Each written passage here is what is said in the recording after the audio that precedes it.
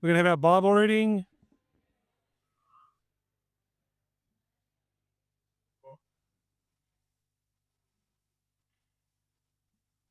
It's Luke chapter 18, verses 31 to 43, and page 931.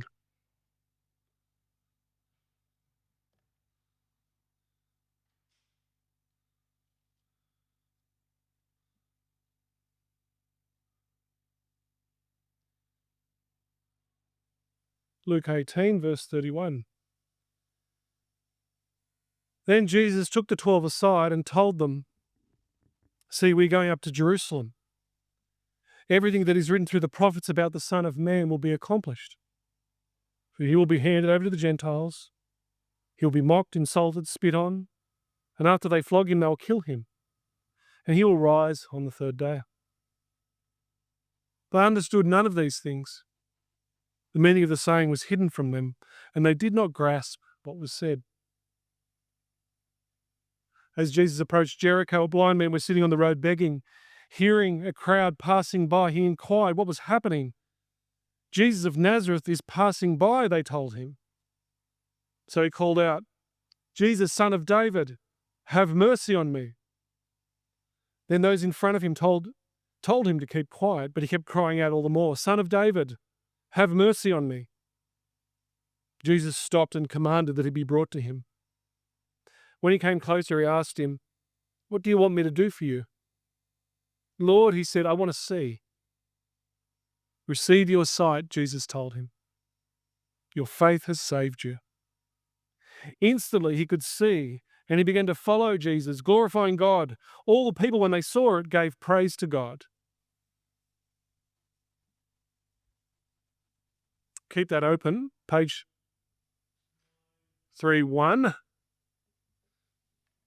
because we want to encourage you to look at that and to understand what's going on for yourself. We're going through a series, as I said, called People Jesus Met. People Jesus Met. And we're in the weeks before Easter. Easter's coming up March 31st. And so Jesus is heading toward Jerusalem, where there is going to be a clash of kingdoms.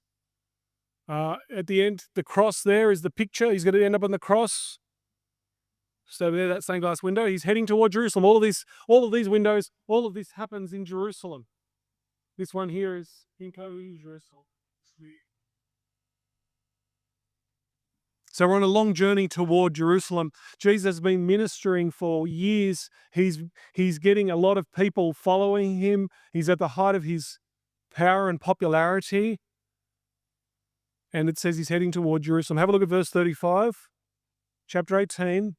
He approaches a town called Jericho. This is just a little town north of Jerusalem. And there's a blind man sitting there. Verse 35, blind man sitting there by the side of the road. He's begging. This is nothing unusual. Beggars are part of the ancient world, and perhaps he was at the city gates. Often they're at the edge of the city gates, the edge of town. And verse 36, notice what happens next. The beggar hears a crowd passing by. Now, what's happening here? In the ancient world, in villages and things like that, especially in the Middle East, people would show honor to someone, to an important guest, by walking some distance out of town, sometimes miles out of town. So if you hear of someone coming and you're in the village, this is what happens. I'll give you a little example. President Nasser of Egypt, I think in the 50s or 60s, he's at the height of his power and popularity. Kenneth Bailey, who's an author, tells of this story. He lived in a little village in Egypt called Assuit, or Assuit, I'm not sure how you pronounce that, but he lives as a young boy, and he remembers an entourage coming to this city, this village. It was President Nasser of Egypt. And what happened was thousands of people in the village walked 10 miles out of town, 10 miles out of town, and they obliged the presidential cars and all of this to stop, and they roped up the cars and they dragged them into the city, some 10 miles or something like that. And he remembers this And if this is part of a gesture of honor, of welcoming someone into town, into the village. Now, I'm saying all this. Why am I saying all this? Because it says Jesus is heading toward Jerusalem. He's just at this town, Jericho. And you can imagine the people that are coming from all the different villages as he's heading down towards Jerusalem. They know that something big is going to happen. And this is what's going on. That's why the blind man at the city gates and he hears a crowd passing by, or perhaps a crowd coming towards him. And he's asking, who is this? What's going on? This is what he says in the next verse. What is happening? And someone says to him, Jesus of Nazareth, which is a town even further up, is passing by. Now you can imagine this blind man. He sits at this gate day after day. He has limited opportunities. This is pretty much all he has. And he's told Jesus of Nazareth is passing by. What's he going to do? Here's his opportunity. And what does he say? Have a look in the verse. What does he actually say?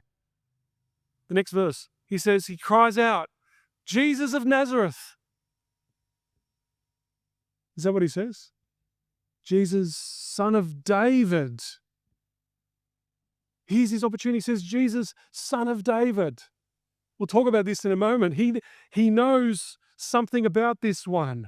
And what does he say next? He says, Jesus, son of David, have mercy on me. Do you remember in the weeks past, we've seen time and time again people in Luke's gospel who are outside of society. They're on the margins. They should have some decorum, some sort of grace. They don't. They shout. Do you remember Mary with the Pharisees, and she comes in extravagant devotion at the dinner party, and here we have the blind man. He's calling out above everyone, Jesus, son of David, have mercy on me. And the crowd is there, and the crowd say, what do they say? They say, look, you at the back there, forget about it, pipe down. And I think not in this version, but in Mark's story, in the Greek, it says, shut your trap. That's what it says, like, shut up. Doesn't say it in our English version like that because we're trying to be, I don't know why that doesn't say it that way, but that's exactly what it's saying, pipe down. And notice in the little story, it says those at the front, those who are close to Jesus, the significant, important people, they're bringing Jesus into town. These are the people that, yes, Jesus, come into us because we're very important. But what happens next? He says he won't have it. And he says there, look at the next verse, he shouts even louder, causing even more of us, no, David, son of David, have mercy on me.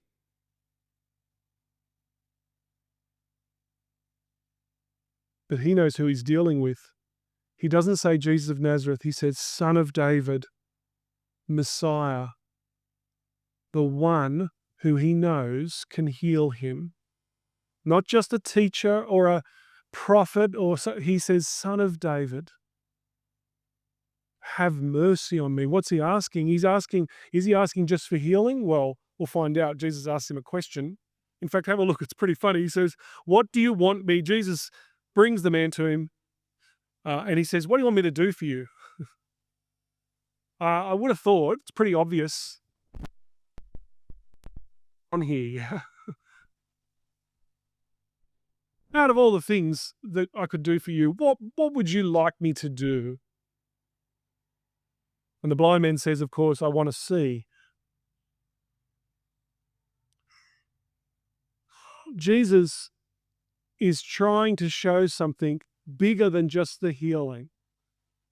Yes, there's a healing, and the people are not praising, but again, in this story, as always is the case, Jesus wants to show us something greater than just physical healing and the sight and that he's been healed. I think there are three little things here in this story, three things that Jesus wants to show, because Jesus knows people's needs. He knows in various other stories, he knows exactly what people need. And yet he says here, what do you want me to do for you? He's just trying to draw out the crowd. He's trying to make an example. He's trying to I think the first thing is about real blindness. Did you notice he called him, well, we've been talking about it, son of David. But have a look at the passage just before this little healing, just directly above, verses 21 to, we read it out. What's happening there? And why is it there just before this blind man? Look, Jesus took the 12 aside. This is what I'm just summarizing in that section there, verses 21 through to, I think, about 25. Jesus took the 12 aside and said, we're going up to Jerusalem. Everything written about me will come true. I will be handed over. I'll be killed. I'll rise again on the third day. And look at verse 34. They understood none of these things. They understand nothing. Do you see why this is here? Jesus' people, his followers, have been following him for years, and they hear about Jesus going to be the crucified king. He's going to die. He's going to rise again, and they understand nothing. You could say they perceive nothing. And then we have this story immediately following of a man who says, Son of David, have mercy on me.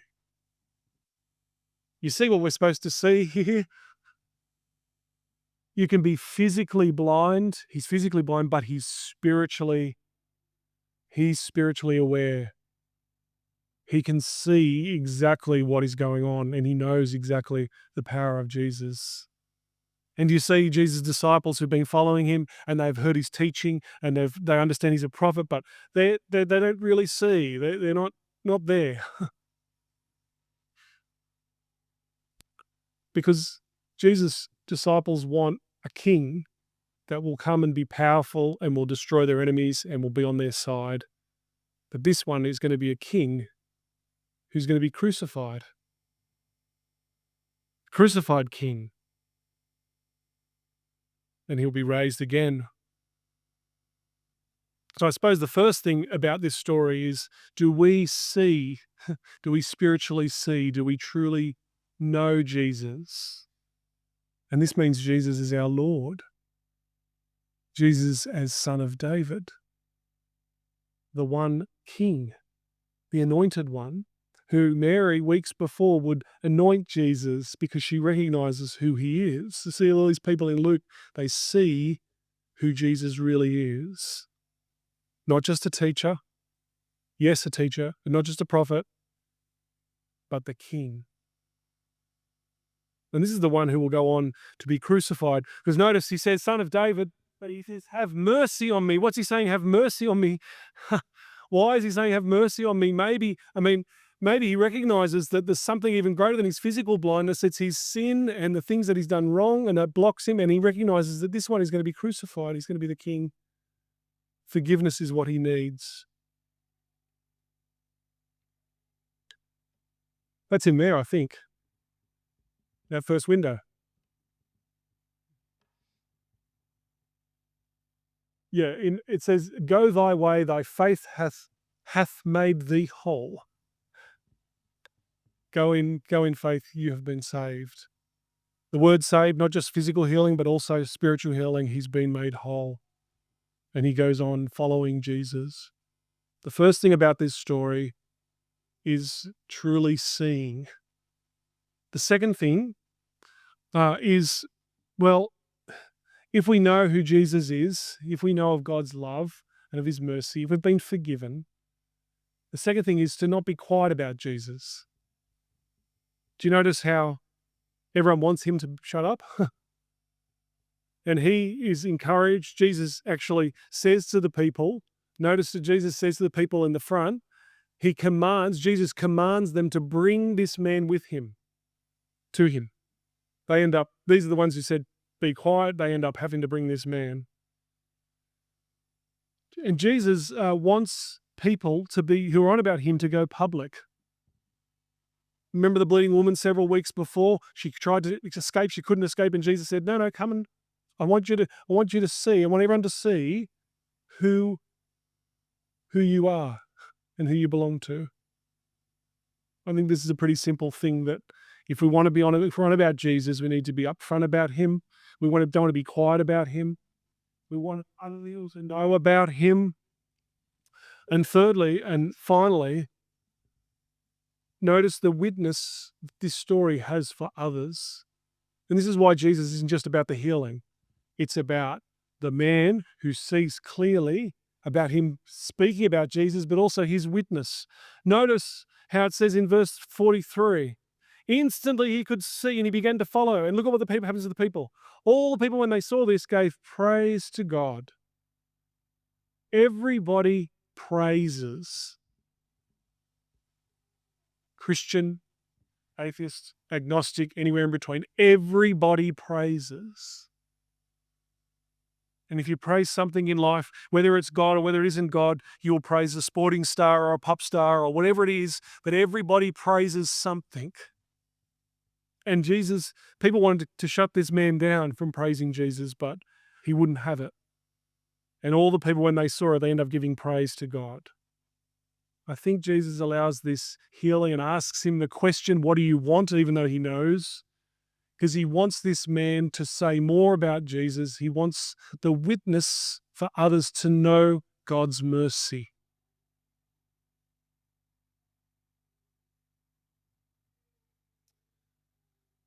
Mission Week. Getting it in because it does seem to work for this. It's coming up in mid-April, the 7th of April to the 14th of April. We're going to have some events on. Some of them might be your events, some of them might be your events, but it's all about helping others see Jesus and others know Jesus. It's about witnessing to him. Like the blind man who says, God, have mercy on me. Let's invite others into church, into our events, into the things that we do, that God would have mercy on them. It's an interesting phrase he uses, help me see again, have mercy on me. What does the blind man, as we finish, what does he see first? You'll see the crowd at some stage, he'll see Jericho, but just imagine this man blind from birth. And it says, instantly he sees. What does he see first? Clarence McCarthy is an old preacher from 100 years ago, so I think I can steal his stuff now. It's probably okay. He says this, and for you and for me too, that will be the greatest of all sights. When we awake from the dream that we call life, when we put off the image of earth and break the bonds of time and mortality. When this mortality has put on immortality, this corruption has put on incorruption. When we awake, and in the everlasting morning, that will be the sight that will stir us and hold us, the face of Jesus. Seeing him full in his face. And I'll finish with these words from this hymn, turn your eyes upon Jesus. Do you know this one? Turn your eyes upon Jesus. Look full into his wonderful face, and the things of earth will grow strangely dim in the light of his glory and grace. Let's pray.